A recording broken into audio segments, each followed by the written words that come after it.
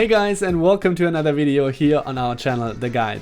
I'm Benjamin, also known as Tess, and today we have a very special video for you because for the first time we're going to give you a formation guide. This means in this video I'm going to explain how to play the defensive 4-4-2. This is like the regular 4-4-2, but instead of the two CMs we have two central defensive midfielders. And I really like this formation, it's my personal favorite. I played like 80 to 90% with this formation in FIFA 20 and I feel really comfortable with it, and that's why I wanted to share my knowledge how to play this formation in this video.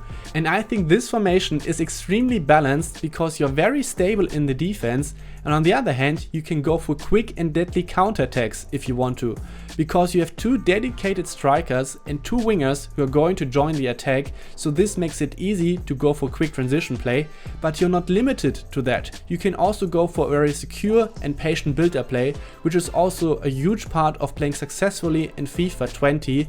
So this formation has a lot to offer, and in this guide I'm obviously going to give you the tactics and instructions, but I also want to explain how to play this formation in detail. We're going to cover the defense, but then also how to build up your play, how to create chances from this slow build-up play, and how you can go for quick transition play. I also wanted to include a segment about how to build your team, so what is important for each position and so on. But the video is already very long and I didn't want to blow it up further. Therefore I decided to outsource this content to our blog on our coaching website. The link to the blog post is in the video description and it contains the following things: key attributes for each position, example squads for 100k, 1 million and 5 million worth of coins, comparison to the regular 4-4-2. So if you're interested in that, make sure to check it out. Before we start, I want to make you aware of a special offer. You probably know about our FIFA 20 online course. If not, I'm going to briefly show it to you. Here in the background you have the site where you can get all the information about it, also some feedback from people who already bought the course, and it's 25 videos, 3.5 hours of video material, and it covers aspects that we don't do on our YouTube channel.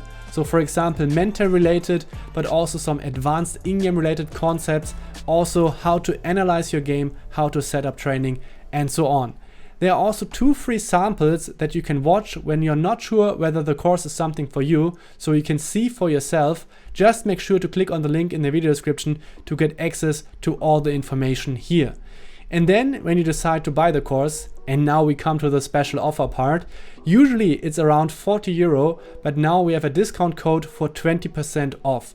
So when you want to buy it, you click on buy, and then this is very important, you click here on have a coupon to add the code, and this is the guide 20 to get then 20% off, the guide 20. So this is important, and I hope you have a lot of fun. Also you're able to improve your game with this course, and now let's have fun with the formation guide.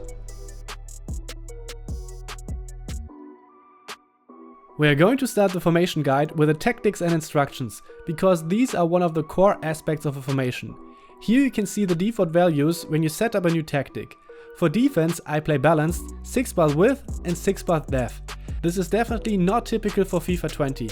In the beginning I also play drop back and 3 bar depth, but when I watched pro tournaments I noticed that they don't play drop back as much and also have higher values for depth.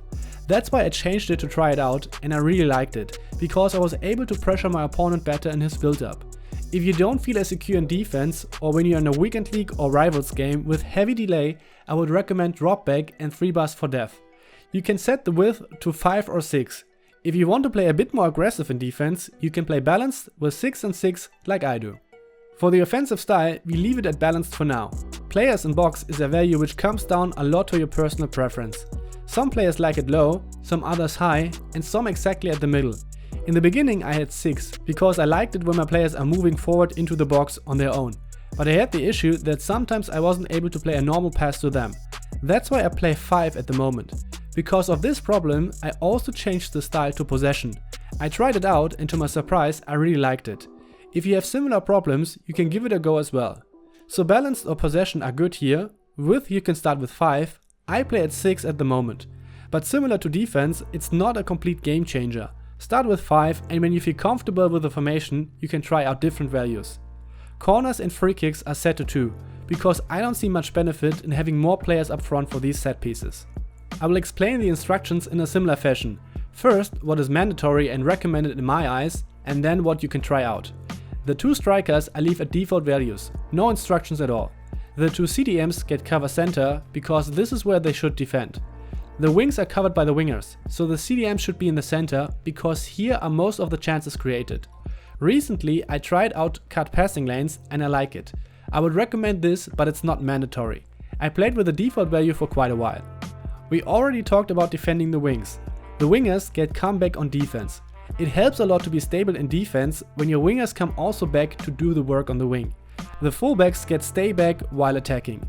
I had this at the default value for quite some time, because in the beginning I had the feeling that it helps a lot to create chances with the fullbacks open to join the attack. But I noticed that with stay back I'm still able to get them involved when it's necessary, and stay back on the other hand helps you a lot to be not as vulnerable to counterattacks. So these are the core instructions. Cover center and cut passing lanes for CDMs, wingers get comeback on defense and the fullbacks get stay back. For some time I had more instructions on the wingers, namely cut inside and get in behind as well. But step by step I got rid of them to give them more free space for their decision making. But if you want, you can try these out as well. I also had stay central for the strikers, and I thought this is really helpful, because then they tend to stay in the center at the edge of the box, and as you will see in the later part of the formation guide, this is a key aspect to create chances. But similar to the instructions for the wingers, I decided to go for the default value.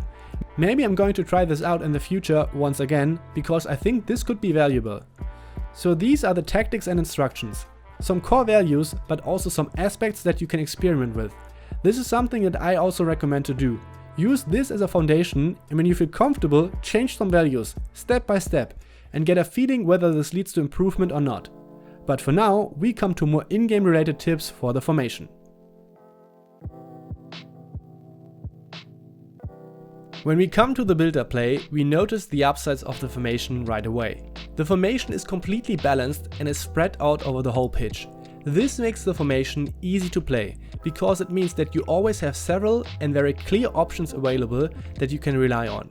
We will go in more detail about typical options for certain positions in the following explanations. But first, let's start what our target is when we attack with this formation. There are two main priorities. First, gain ground with a pass or dribbling. Second, don't take too much risk doing so.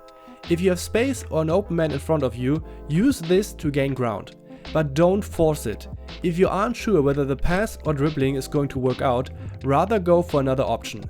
The success of your build-up play isn't reliant on playing these passes up front. You can play quick and deadly counterattacks with this formation, but this isn't the only way to success. So if you can gain ground with a pass up front, it's good.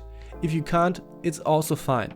Overall, there isn't a need to rush your attack, but instead be patient. You have other options available, which are horizontal passes and also passes back. Make use of them. These passes are key to create space, which you can then use to gain ground as previously explained, because they open you more options to go forward.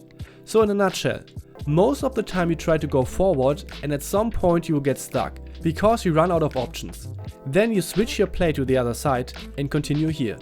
When you're succeeding in this, you will end up with your attackers and midfielders deep in the opponent's half. We're going to touch on the topic how you create chances from this position later. But now we provide some more concrete tips on how you get to that situation. One tip is to build triangles between your players. They can help you when you play on the wing and get stuck. With the triangles you can lure defenders out of position or initiate promising runs by your teammates. Typical triangles that you will use are center back, fullback and CDM. This triangle comes into play when your opponent is defending high on the pitch. Rotating the ball in between these players helps to deal with the pressure, and if necessary gives you the option to switch the side completely with either a long pass with a fullback or a pass between the center backs. The next triangle is CDM, fullback and winger. With this triangle you try to create space on the wing to then play through passes or open space for dribbling.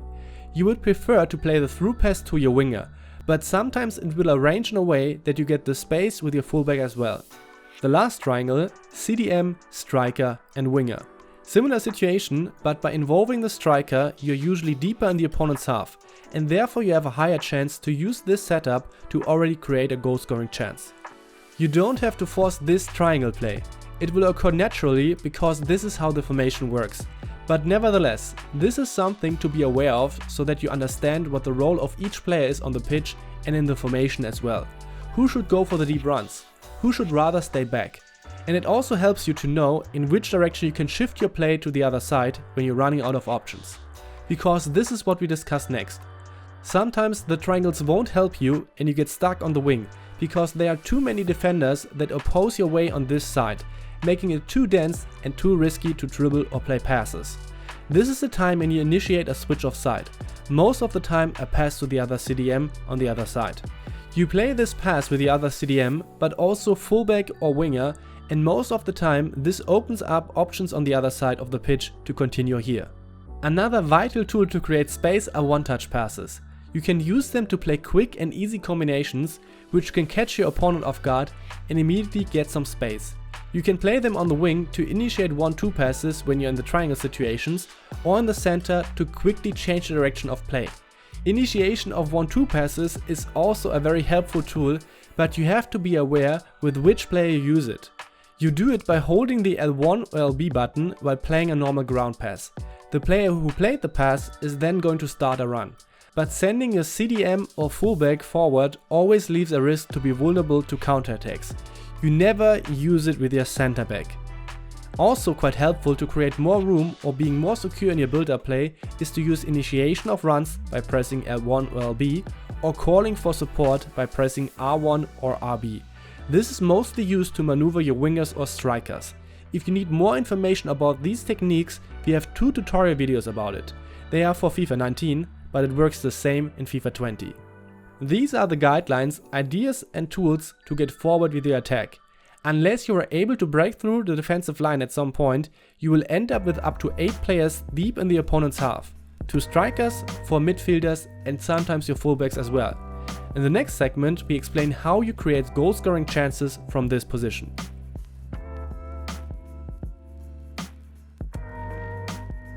You were successful in your build-up play and got deep in the opponent's half. There are 2 main ways how you create chances from this situation. The first one is to come through the wing, and this is most of the time only possible when there's some space and the opponent isn't in defense with more or less every player. This is the case when you had a quick build-up. Not necessarily a full-speed counter-attack, but you had some pace in it. When you're then in 1 vs 1, 2 vs 1 or 2 vs 2 situations, you can try to use the space and create a threat to get inside the box to then play a pass to a striker or another player who's in the box or at the edge of it. We have already some videos that provide you more specific tips how to succeed with wing play. So if you would like to dive deeper in that topic, check out the video description to find the links. As FIFA 20 is a lot about drop back and very compact defense, quite often you won't have the luxury of having space on the wing or in the box, so you have to work for it. You do this by playing similar to handball, passing around the box either in the center or on the wing and trying to stretch the opponent's defense, leading your opponent to errors like overcommitment or wrong anticipations. Our target is to get the ball to one of our strikers which are waiting inside the box or at the edge of it. By moving the ball between your players or variations in our dribbling, you try to open up this passing option. And as soon as this is the case, you go for it, because you then get in these critical 1 vs 1 situations that are one of the most promising ways to score goals in FIFA 20. In this 1 vs 1, you can then create the necessary space to have a shot on goal with variations in your dribbling, turning left or right, or also a first touch fake shot, for which we already have a tutorial video. We might provide further tutorial videos on how to get the most out of these situations in the future. So if you don't want to miss that, better subscribe to our channel. The CDMs are a centerpiece in your efforts to create the opening. From their position, you can play good passes to the striker, involve your wing players, or quickly shift your play to the other side. Patience is key, and to be honest, this is not my strongest side. Sometimes even I would benefit with being more patient and taking even longer to create the perfect opportunity. It comes down to you on how much you're willing to wait for it. A wide repertoire of moves helps you also quite a lot to outmaneuver your opponent and catch him off guard.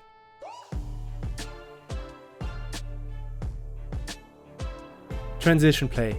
With this segment, we want to show you the ways and opportunities how you can switch from defense to attack. This includes counterattacks, but not exclusively. Sometimes the examples here illustrate how you can get forward a little bit faster than we explained as a typical build-up. Before we start with this topic, I would like to point out that we have a dedicated tutorial video exactly on the question when to counterattack and when not. This video is also going to help you a lot with that. When you go for a quick transition play, you have two areas to push the ball forward, the wing and the center. Let's start with the wing. First off, to do this, you need some space there. Sometimes you get that when the opponent pushed quite far up front in his attack, maybe even with his fullbacks. Because you have two wingers in your formation, it's very easy for you to immediately make use of that space. To get some pace in your attack and also some support of your teammates, the initiation of 1-2 passes with holding L1 or LB is helpful. So play a pass like that with a winger to either the striker, CDM or fullback will help you to spread your play a bit by involving teammates and then use the space with your winger who's rushing up front. Most of the time he will be leading the attack with the ball.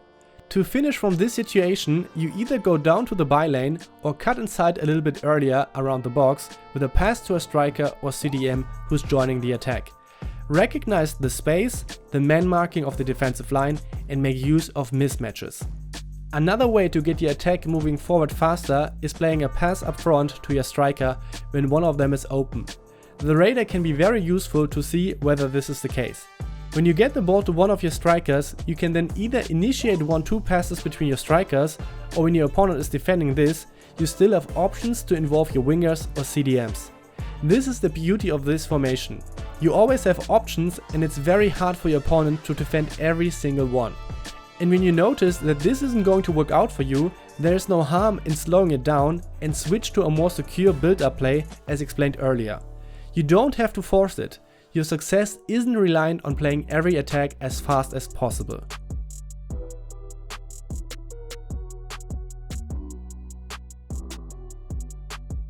So far we talked a lot about the offense, but the defense is equally important. In general, defense is a lot about reacting to what your opponent is giving you and therefore you can't plan it out like that. But we want to provide you some guidelines and concepts that will help you to maintain your defensive stability, but also allow you to apply some pressure. Let's start with early pressing. When you want to press your opponent's defensive line, like 99% of the time, you do this with your strikers or wingers. Unless one of your CDMs is up front, because when you lost the ball possession, he will be too far back to press and it's good that way, because he's a key part in maintaining your defensive stability. You can involve him more actively when your opponent is having the ball with one of his midfielders or strikers. Depending on how your opponent plays out his attack, you might pull him out a little bit on the wing to defend here. But this is more an exception and you should be aware that you don't overcommit with him, because if you fail this, it can hurt you badly in the center. So usually you defend the wing with your wingers or fullbacks. The key aspect of your defensive concept is in the center, because similar to our approach in the attack, most of the goals are created from here. To defend the center, you try to utilize your CDMs as long as possible. Your priority is as follows. Keep the space in front of the defensive line tight. You remember that we try to find the open man in and around the box in our attacks. It's the same for the opponent.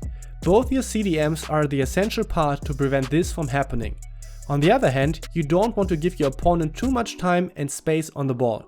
So you have to find the right balance between applying pressure to your opponent while maintaining the tight space in front of your defensive line. But just because the CDMs play such a vital role in your defense doesn't mean that you should control them all the time. Sometimes you won't be able to prevent the opening and your opponent will get past them. I know that quite a lot of people try to give you the advice to not switch back to your defenders and keep chasing with the CDMs, applying pressure from behind. But I'm not an advocate of this defending technique. Believe it or not, but AI defenders are very bad in 1 vs 1 defending in FIFA 20, super passive, etc. And you just cannot rely on them doing the job. Therefore, we recommend to switch back to your center backs in these situations so that you keep control over it. Yes, this requires more skill, and if you're not used to it, you might do some errors, but in the long run, this should help you to develop proper defending skills and making you a better player. Another thing that I would like to point out is that when your opponent is going for a fast transition play, he might have been able to get past your midfielders, so that you feel the urge to switch to a center back. At least this is something that I do from time to time. If you do so as well, be aware that you don't get hooked and pull your center back too far out. Recognize when your opponent is slowing down, playing passes to the side or back, and then give your center back the chance to reposition properly.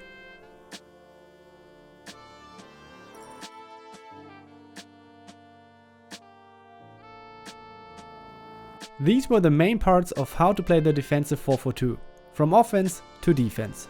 I'm going to refrain from repeating the key aspects for each part, because I already tried to make each segment as dense as possible. Nevertheless, we ended up with this monster video, so if you need some sort of repetition, I would suggest that you watch a certain segment once again. You can also then have a closer look at my options and actions in-game and withdraw even more insights about how to play the formation. It's also noteworthy that there's a lot in between. What falls in general build-up? What goes more in the direction of quick transition play? Sometimes it's just in between. I tried to provide as many useful information as possible, and now it's your turn to give this formation a try, make your own experiences and fill all the gaps. I hope this guide helps you to play one of the most balanced formations in FIFA 20. As you can imagine, a lot of effort went into creating this video. If you find it helpful, please leave a like and also share it with your friends. This does help us a lot to grow the channel. We also noticed that quite a lot of our viewers aren't subscribed. If you enjoy our content on a regular basis, make sure to subscribe and activate notifications. Otherwise, your luck is totally in the hands of the YouTube algorithm, and we know where this can lead us to. Don't forget our new offers for our online course and the coaching bundles. We would also like to thank our Patreon Elite supporters. If you want to support our channel and also get some cool benefits, check out the link to our Patreon site in the video description. Thanks for your attention, keep a clean sheet, I'm out.